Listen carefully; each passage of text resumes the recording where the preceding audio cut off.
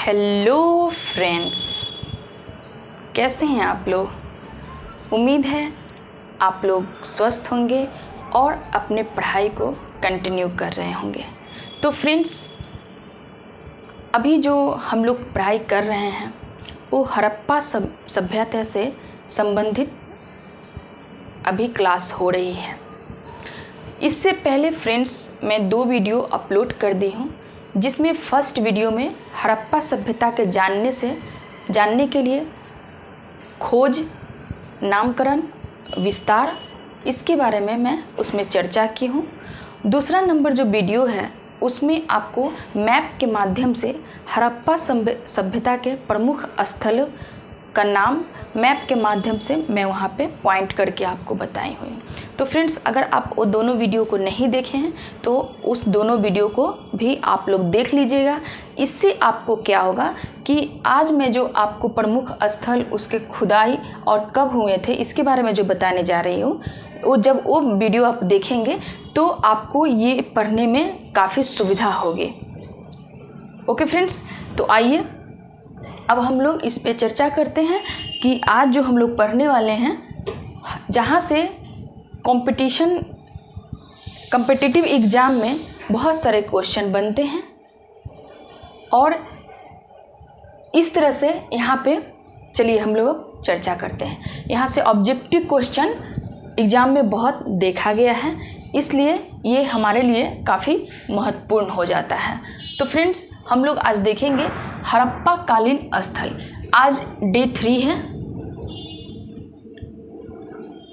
इससे पहले मैं 2 दिन का वीडियो अपलोड कर दी हूँ, आप उसको देख लीजिएगा। ओके फ्रेंड्स, चलिए अब हम लोग मन से पढ़ाई करते हैं।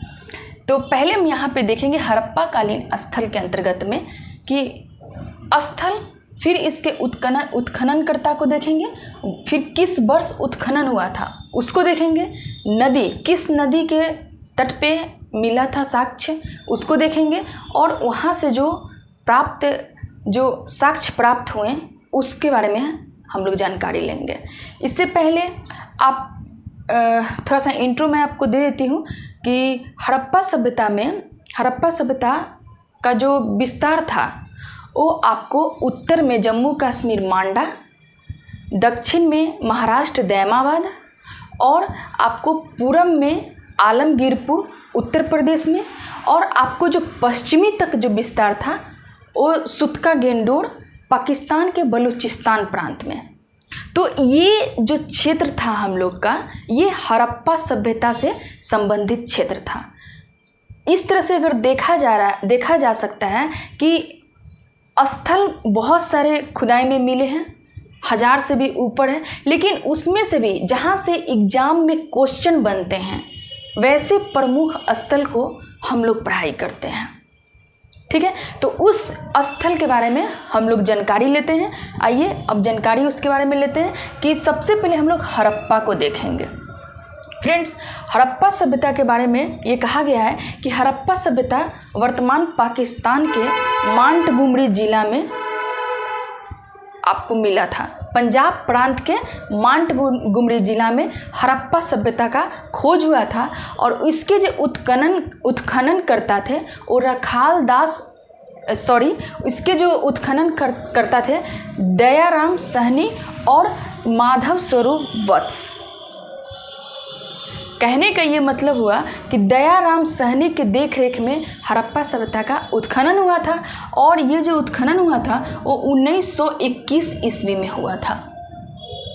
ठीक है फ्रेंड्स, और उस समय देखा जा सकता है कि हड़प्पा सभ्यता रावी नदी के तट पे मिला था, और यहाँ से जो प्राप्त साक्ष्य थे, जैसे यहाँ से कांसे की निर्मित खिलौना गाड़ी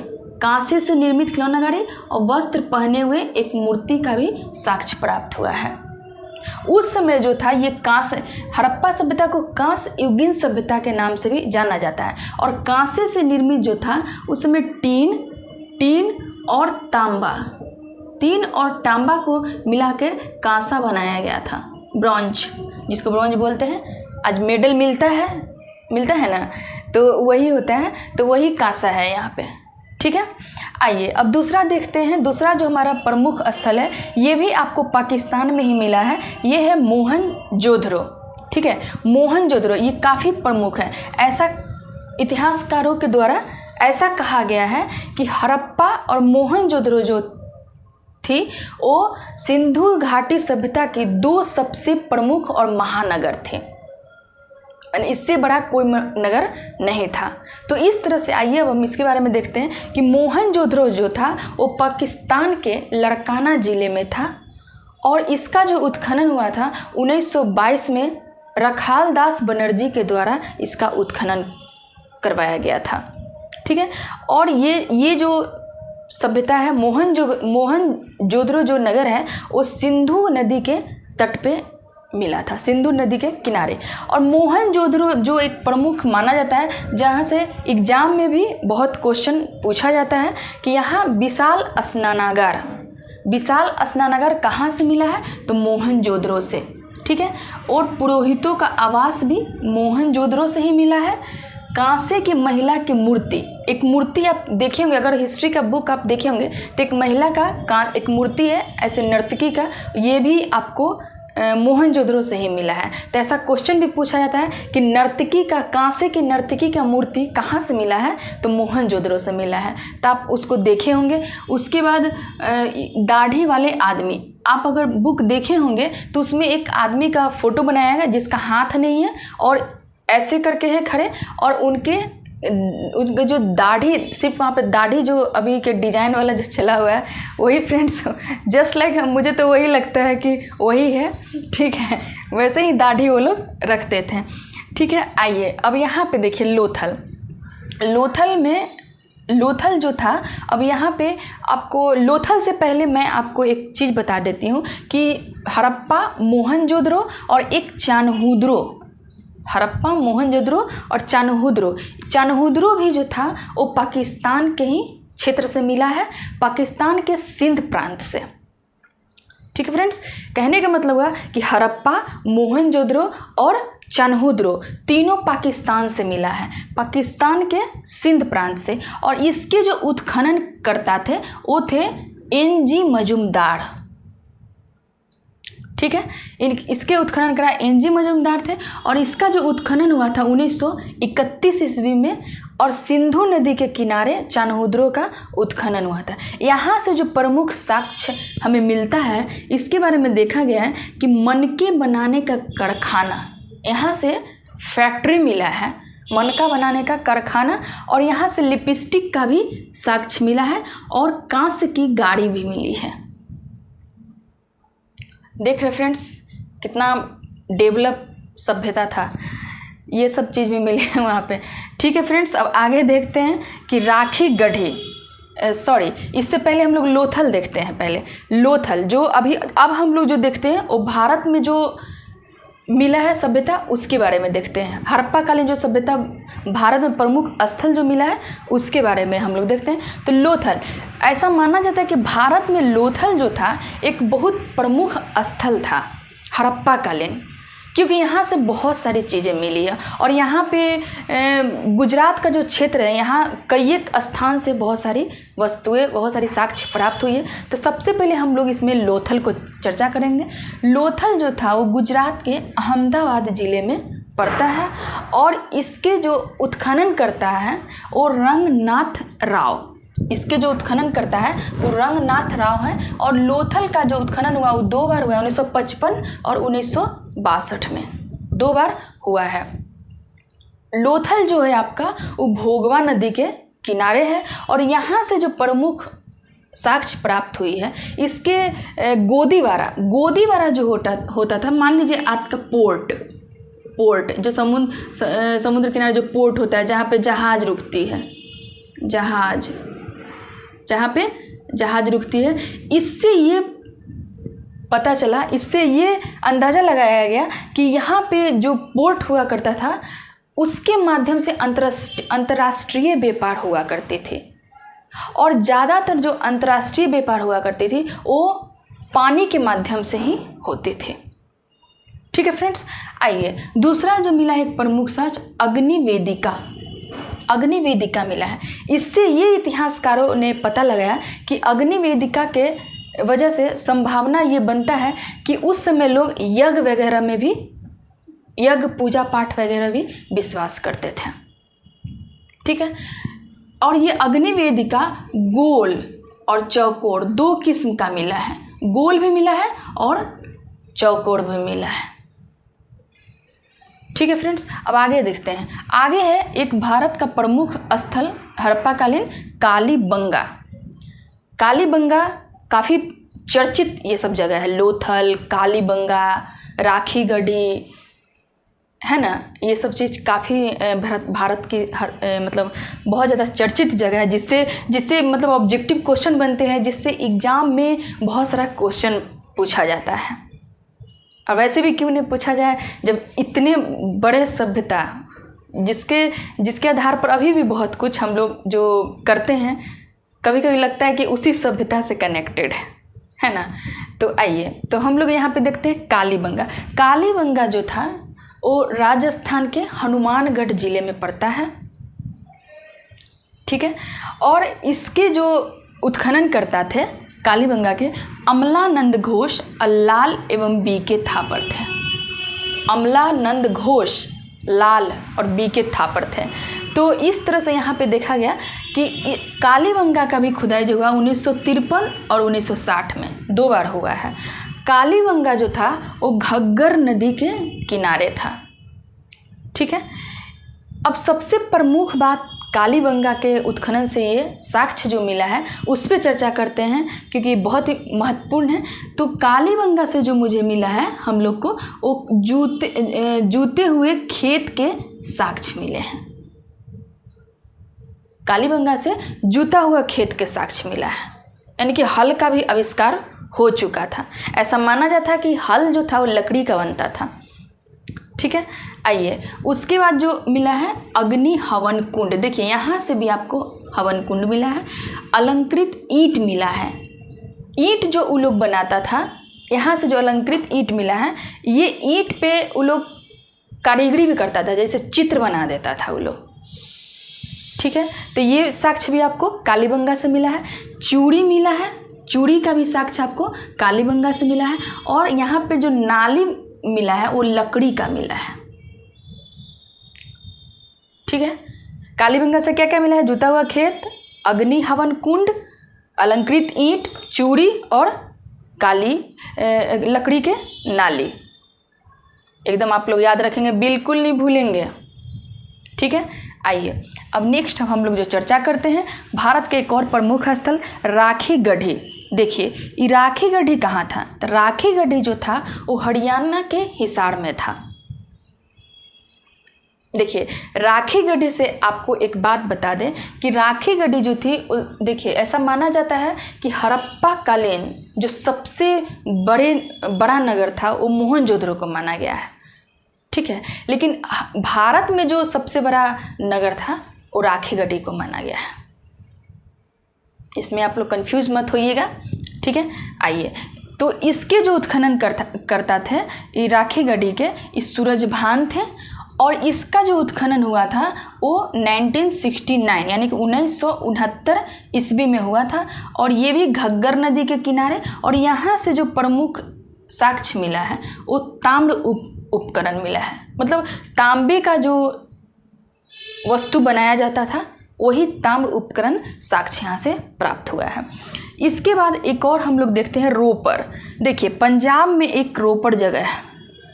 ठीक है, पंजाब में एक रोपर जगह है और इसकी खुदाई यज्ञदत्त शर्मा के द्वारा हुआ लगभग 1955 ईस्वी में। और ये जो रोपर जो है इस सतलज नदी के किनारे है। फ्रेंड्स आप इसको गौर से देखिएगा, क्योंकि आपका एक एक जो लाइन है वो आपके ऑब्जेक्टिव एग्ज़ाम में, आपके कंपटीशन एग्ज़ाम के लिए बहुत महत्वपूर्ण है, तो आप इसको याद भी कर लीजिएगा। ओके फ्रेंड्स, आइए अब देखिए रोपर से जो मिला है तांबे का कुल्हाड़ी और मानव के साथ कुत्ते को दफनाने का साक्ष्य मिला है। आप देख रहे हैं इस चीज़ को कि तांबा का कुल्हाड़ी और मानव के साथ कुत्ते को दफनाने का साक्ष्य मिला है। एक और चीज़ आप लोग जान लीजिए कि ये जो तांबा उपकरण वगैरह ये सब जो आप देख रहे हैं कि हड़प्पा काल में लोहे का ज्ञान नहीं था लोगों को, ये भी क्वेश्चन पूछा गया है। तो इस तरह से हम लोग देखते हैं। चलिए अब हम लोग जो आगे भारत में जो प्रमुख स्थल और देखा गया, तो आइए फ्रेंड्स अब हम लोग आगे देखते हैं। ठीक है, तो यहाँ पे इसके बाद हम लोग देखेंगे कि वनवाली। ठीक है, हड़प्पा कालीन सभ्यता में वनवाली एक प्रमुख स्थल था। इससे भी एग्जाम में आपको क्वेश्चन देखा गया है। तो वनवाली के बारे में देखते हैं कि वनवाली जो था और हिसार यानी कि हरियाणा में था। वनवाली हरियाणा में था और इसके जो उत्खनन करता थे R.S. विस्ट। R.S. विस्ट का फुल फॉर्म है रविंद्र सिंह विस्ट। कभी कभी ऐसा देखा गया है कि R.S. विस्ट के जगह रविंद्र सिंह विस्ट नाम लिखा रहता है और जनरली बच्चा लोग ये देखता है कि R.S. विस्ट ऐसे रट लेता है, तो वहाँ पे थोड़ा सा वो लोग परेशान होने लगते हैं कि R.S. विस्ट तो है नहीं। तो इसलिए आप लोग इस पर थोड़ा ध्यान देंगे कि R.S. विस्ट का फुल फॉर्म रविंद्र सिंह विस्ट हुआ। तो फ्रेंड्स देखते हैं कि वनवाली जो है हिसार हरियाणा में था और इसका जो उत्खनन हुआ था वो 1973 ईस्वी में हुआ था। ठीक है, किस नदी के किनारे? सरस्वती नदी के किनारे हुआ था। और वनवाली से जो प्रमुख साक्ष्य प्राप्त हुए हैं जो काफ़ी मतलब कि महत्वपूर्ण है, मिट्टी का हल और पहिया और जौ। मिट्टी का हल जो प्राप्त हुए हैं वो खिलौने के रूप में प्राप्त हुए हैं। ओके फ्रेंड्स, मिट्टी का हल जो प्राप्त हुए हैं वो खिलौने के रूप में प्राप्त हुआ और इससे ये इतिहासकारों के द्वारा माना गया कि उस समय हल से भी परिचित लोग थे। ठीक है, आइए अब हम लोग नेक्स्ट देखते हैं। नेक्स्ट जो है वो रंगपुर जो है वो गुजरात में था। गुजरात का एक स्थल लोथल, दूसरा प्रमुख स्थल रंगपुर। तो रंगपुर के बारे में देखते हैं कि रंगपुर के जो उत्खनन करता थे S.R. राव, इसका जो उत्खनन वर्ष था 1954 और ये भादर नदी के किनारे था। और रंगपुर से जो प्रमुख साक्ष्य मिला है, इसका मुख्य रूप से साक्ष्य को याद रखेंगे जो रंगपुर से मिला है, ज्वार बाजरा, कच्ची ईंट का दुर्ग और धान भूसे। इससे पता चलता है कि इस समय के लोग जो थे वो धान से भी परिचित थे, यानी कि चावल से परिचित थे क्योंकि धान की भूसी मिली है। ठीक है फ्रेंड्स, एक महत्वपूर्ण स्थल और है गुजरात में जिसका नाम है सुरकोटदा। ये भी बहुत महत्वपूर्ण है। सुरकोटदा जो है इसके उत्खनन करता थे जगपति जोशी और इसका जो उत्खनन का वर्ष है 1964। सुरकोटदा जो था वो सरस्वती नदी के किनारे था और यहाँ से जो महत्वपूर्ण साक्ष्य मिले हैं, घोड़े की हड्डी, कलश, समाधान। इससे पता चलता है कि उस समय के लोग घोड़े से भी परिचित थे। इतिहासकारों के द्वारा ये माना गया कि उस समय हो सकता है कि मध्य एशिया से क्योंकि गुजरात जो है यहाँ पे छोटा सा देख लीजिए कि गुजरात जो है ये आपका गुजरात है और यहीं पे ये इधर मध्य एशिया है। तो हो सकता है यहाँ से लोग व्यापार करने के लिए घोड़ा से ही आते होंगे, ऐसा माना गया है। ठीक है, साक्ष्य के आधार पे कहा गया है। अब आगे देखते हैं हम लोग एक और महत्वपूर्ण स्थान आलमगीरपुर के बारे में तो मैं आपको पहले भी बता चुकी हूँ कि ये हड़प्पा सभ्यता की सबसे पूर्वी सीमा है। ठीक है, तो आइए फ्रेंड्स आलमगीरपुर के बारे में हम लोग देखेंगे कि ये मेरठ यूपी में था। यज्ञदत्त शर्मा के द्वारा इसका उत्खनन हुआ और 1958 में ये हिंडन नदी के किनारे और यहाँ से जो प्रमुख साक्ष्य मिला है आलमगीरपुर से, मृद भांडों पर रंगीन चित्रकारी। मृदभांड यानी कि ठीक है, उस पर रंगीन चित्रकारी होता है। मनका कैसा होता है, चलिए फ्रेंड्स मनका के बारे में आपको मैं बता देती हूँ। ये मान लीजिए अभी जो हम लोग गर्मी के दिनों में इस्तेमाल करते हैं पानी रखने के लिए, जिसको हम लोग घड़ा बोलते हैं, ठीक है, उसी टाइप का ये होता था। और इसी पर वो लोग क्या करते थे, इस पर रंगीन चित्रकारी कर देते थे। मान लीजिए मैं ऐसे चित्रकारी कर दिए, कुछ भी ऐसे चित्रकारी कर दिए, ठीक है, तो वो लोग क्या करते थे, चित्रकारी करते थे। इसके बारे में मैं आपको जब ये मैं पढ़ा लेती हूँ तो थोड़ा सा अच्छे से मैं बता दूंगी ताकि आपको समझ में आ जाए। तो उस समय आपको देखा गया है कि मृदभांड पर जो मिला है वो गेरुआ रंग का मिला है, गेरुआ मृदभांड, और दूसरा जो मिला है लाल एवं काला, लाल एवं काला मृदभांड मिला है। ठीक है फ्रेंड्स, आइए हम लोग अब देखते हैं मांडा जो था वो जम्मू एंड कश्मीर में था और इसके जो उत्खनन करता थे जगपति जोशी, 1982 में इसका उत्खनन हुआ। और सबसे महत्वपूर्ण है कि ये मांडा जो था वो चेनाब नदी के किनारे था, ठीक है। और यहाँ से जो प्रमुख साक्ष्य मिले हैं, ब्लेड, हड्डी निर्मित वस्तु और मुहरों के साक्ष्य भी प्राप्त हुए हैं। हड़प्पा सभ्यता में मुहरें जो होती थी वो सेलखड़ी की बनी होती थी। मुहर का इस्तेमाल उस समय के व्यापारी के तौर पे किया जाता था, ठीक है, व्यापारिक प्रणाली के तौर पे। आइए इसके बारे में अब देखते हैं। अब आगे के जो एक प्रमुख स्तर है जो आपका ये पाकिस्तान में है, सुतका गेंडोर बलूचिस्तान पाकिस्तान में है। और इसके जो उत्खनन करता थे ऑरेंज स्टाइन, नाम तो आप लोग को याद ही रहेगा, ऑरेंज स्टाइन और जॉर्ज डेल्स। ओके फ्रेंड्स, ऑरेंज स्टाइन और जॉर्ज डेल्स, इसका जो उत्खनन हुआ था 1927 ईस्वी में हुआ था। और सुतका गेंडोर जो था वो दास्क नदी के किनारे था, ठीक है, दास्क नदी के किनारे था। और यहाँ से जो प्रमुख मिला है कि मानव अस्थि के राख से बर्तन और बेबीलोन से व्यापार का साक्ष्य मिला है। देखिए फ्रेंड्स, अब ये बलूचिस्तान, इसके बारे में कहा जाता है कि उस समय के जो लोग थे वो उनका जो व्यापार का जो क्षेत्र था वो अंतर्राष्ट्रीय स्तर पे था। पहली बार देखा गया है कि बलूचिस्तान से ही सबसे पहली बार कच्ची ईंटों का प्रयोग करके वहाँ पे मकान बनाया गया था। और अब इतना ही नहीं बल्कि अपने मकान के आगे एक बाड़ा बनाया जाता था और उसमें पशुओं को भी रखने की व्यवस्था होती थी। ओके फ्रेंड्स, तो इस तरह से आप देख सकते हैं व्यापार जो होता था इसमें ये देखा गया है, ऐसा साक्ष्य मिला है और इतिहासकारों के द्वारा बोला गया है कि व्यापार जो होता था वो काफ़ी उन्नत किस्म की व्यापार होती थी हड़प्पा सभ्यता में। जैसे उस समय देखा गया है कि काफ़ी उन्नत किस्म की होती थी और व्यापार का जो करने का जो माध्यम जैसे मुहर होता था, जिनके पास मुहर होता था उन्हीं से व्यापार करने की अनुमति होती थी, ठीक है। उस समय ये भी देखा गया है कि उस समय जो व्यापार जो होता था वो वस्तु विनिमय प्रणाली के आधार पे था, ठीक है। वस्तु विनिमय प्रणाली, इसको इंग्लिश में बार्टर सिस्टम के नाम से भी जाना जाता है।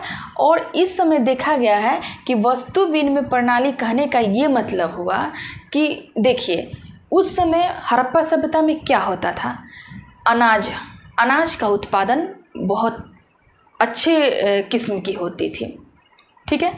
और ये लोग जो मध्य एशिया से आते थे व्यापार करने के लिए, वो लोग वहाँ से सोना, चांदी, जवाहरात वगैरह लेकर आते थे और यहाँ से वो लोग उसके बदले में अनाज लेकर जाते थे। कहने का ये मतलब है कि सोना चांदी के बदले वो लोग अनाज ले जाते थे और सोना चांदी यहाँ पे छोड़ देते थे, मतलब वस्तु विनिमय हो गया। वो लोग सोना चांदी दे दिए, हम लोग अनाज दे दिए। कितना अच्छा था ना फ्रेंड्स। चलिए आइए अब आगे देखते हैं। देखिए एक और चीज़ यहाँ पे आपको मैं जानकारी दे दूँ कि लोथल जो था हड़प्पा सभ्यता का एक बहुत प्रमुख स्थल था। और लोथल जो था वो गुजरात के अहमदाबाद ज़िले में था। और गुजरात के कई स्थल से, जैसे लोथल हो गया, रंगपुर हो गया, सुरकोतदा हो गया, उसके बाद धौलावीरा हो गया, तो इस वजह से लोथल को लघु हड़प्पा के संज्ञा भी दिया जाता है। लोथल से बहुत चीज़ मिली है।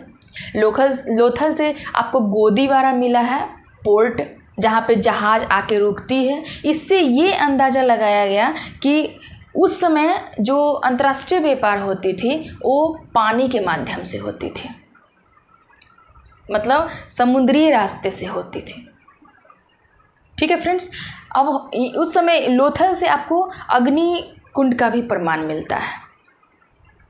ठीक है, तो फ्रेंड्स इस तरह से आज मैं आप लोग को चार्ट के माध्यम से हड़प्पा कालीन स्थल के बारे में बताई। इससे पहले आपको 2 वीडियो अपलोड कर दिया गया है। पहला वीडियो में हड़प्पा से संबंधित महत्वपूर्ण जानकारी होती है उसके बारे में बताया गया है। और उसके बाद जो सेकेंड वीडियो है उसमें आपको जैसे यहाँ पे चार्ट के माध्यम से बताया गया है, उसमें आपको मैप के माध्यम से बताया गया है ताकि आपको समझने में परेशानी नहीं हो। जब आप मैप से पढ़ेंगे तो आपको चीज़ें जल्दी याद होंगी और याद रहेंगी भी। ओके फ्रेंड्स, तो आप यदि उस वीडियो को नहीं देखे तो उस वीडियो को आप देख लीजिएगा। जब उस वीडियो को आप देखिएगा तो वहाँ से आपको रिलेट करके पढ़ने में आसानी होगी। तो फ्रेंड्स इस तरह से हड़प्पा कालीन प्रमुख स्थल के बारे में हम लोग देखें जहाँ से एग्ज़ाम में ऑब्जेक्टिव क्वेश्चन बनता है। वैसे स्थल तो बहुत है, लेकिन जो उसी स्थल को मैं यहाँ पे दर्शाई हूँ जहाँ से एग्ज़ाम में क्वेश्चन बनता है। ओके फ्रेंड्स, तो आइए इसके बाद आपको मैं थोड़ा सा और भी कुछ बता देती हूँ। हड़प्पा सभ्यता से संबंधित मैं आपको कुछ, अगर यदि आप स्क्रीनशॉट लेना चाहते हैं तो आप इसे ले सकते हैं। हो गया फ्रेंड्स, ठीक है। चलिए अब मैं आपको थोड़ा बता देती हूँ।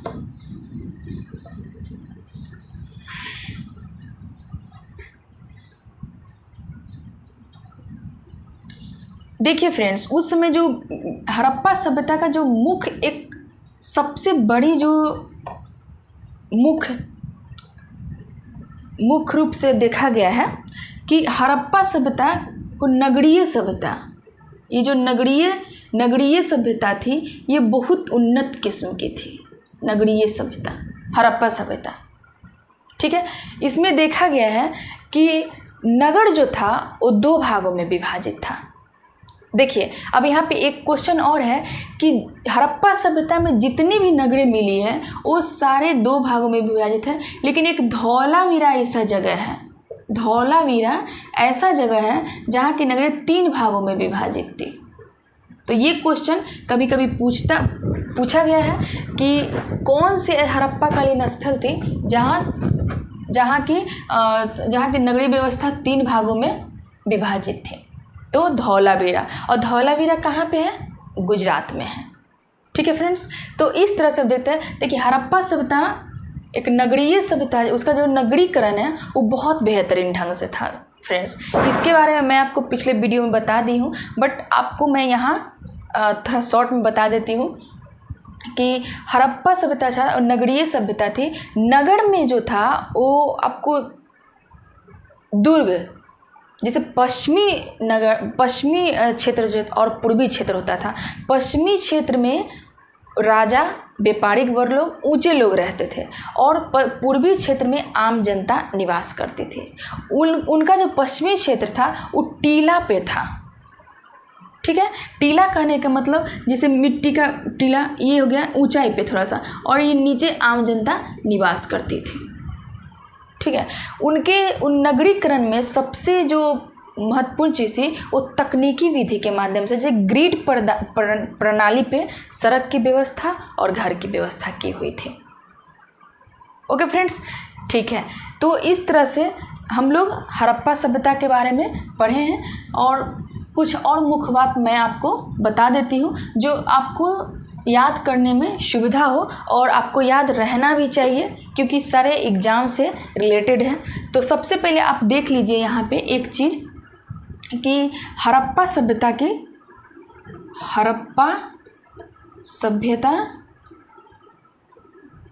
सभ्यता की सीमा। देखिए इसके बारे में मैं आपको पहले बता चुकी हूँ, लेकिन मैं फिर से थोड़ा शॉर्ट में आपको बता देती हूँ, ठीक है। हड़प्पा सभ्यता की सीमा जो थी, जिसे उत्तर, दक्षिण और पश्चिम, पूरब, ठीक है फ्रेंड्स। तो उत्तर में जो इसकी सीमा थी मांडा, दक्षिण में जो इसकी सीमा थी दैमावाद, ठीक है फ्रेंड्स, मांडा और दैमावाद। उसके बाद इसकी जो पूर्वी सीमा थी आलमगीरपुर,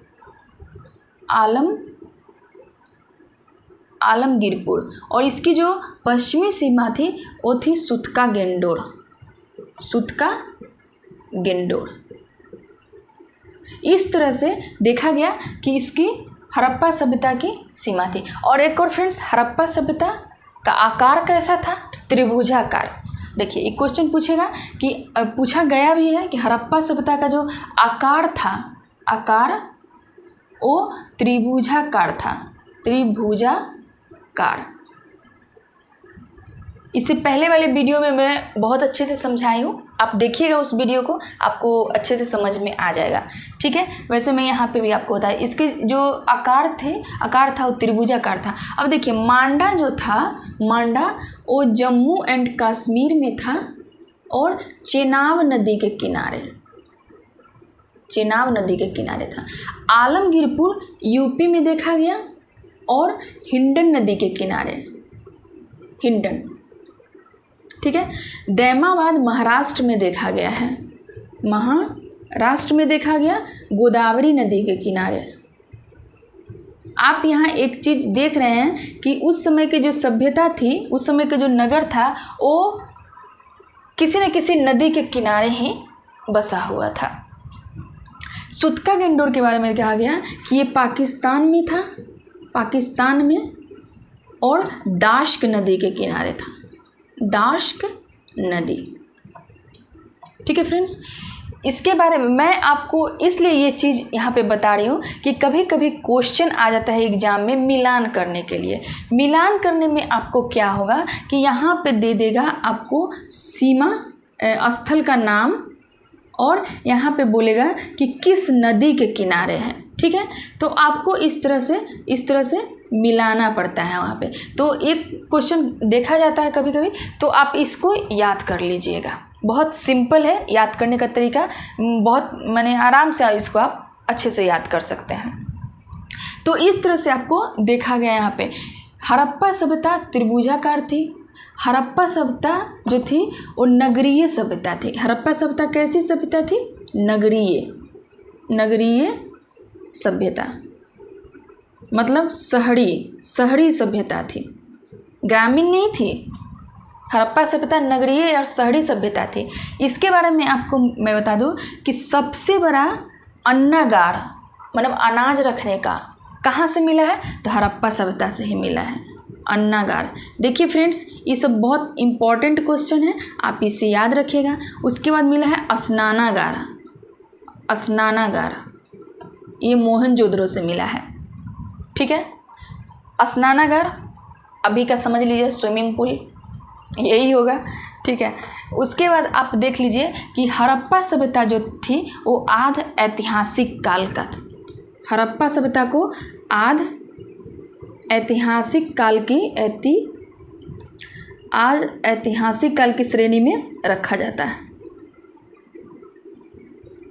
हड़प्पा सभ्यता को, ठीक है फ्रेंड्स।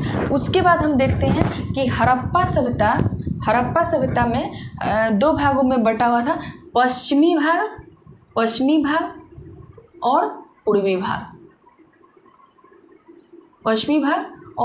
भाग।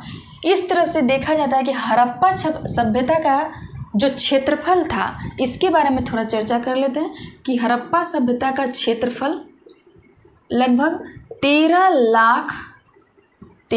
लाख वर्ग किलोमीटर था। ठीक है फ्रेंड्स, हड़प्पा सभ्यता का क्षेत्रफल जो था वो 13 लाख वर्ग किलोमीटर था। हड़प्पा सभ्यता किस नदी के किनारे था? तो रावी नदी के किनारे, रावी नदी के किनारे। हड़प्पा सभ्यता कहाँ पे मिला है? तो पाकिस्तान में। ठीक है, हड़प्पा सभ्यता कहाँ पे मिला है? तो पाकिस्तान में मिला है। ठीक है फ्रेंड्स, तो इस तरह से हम लोग यहाँ पे देखते हैं।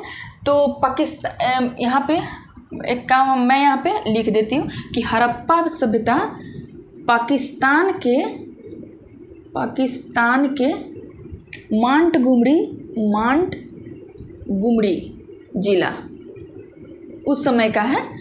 वर्तमान पाकिस्तान के मांटगुमरी जिले में हड़प्पा सभ्यता मिला है। ठीक है फ्रेंड्स, तो इस तरह से फ्रेंड्स हम लोग यहाँ पे हड़प्पा सभ्यता के बारे में पढ़ते हैं। आप भी आसानी से इस तरह से बना के इस चीज़ों को याद रख सकते हैं। तो यहाँ पे हम लोग देखें कि इसकी ये एकदम रट लीजिएगा आप लोग।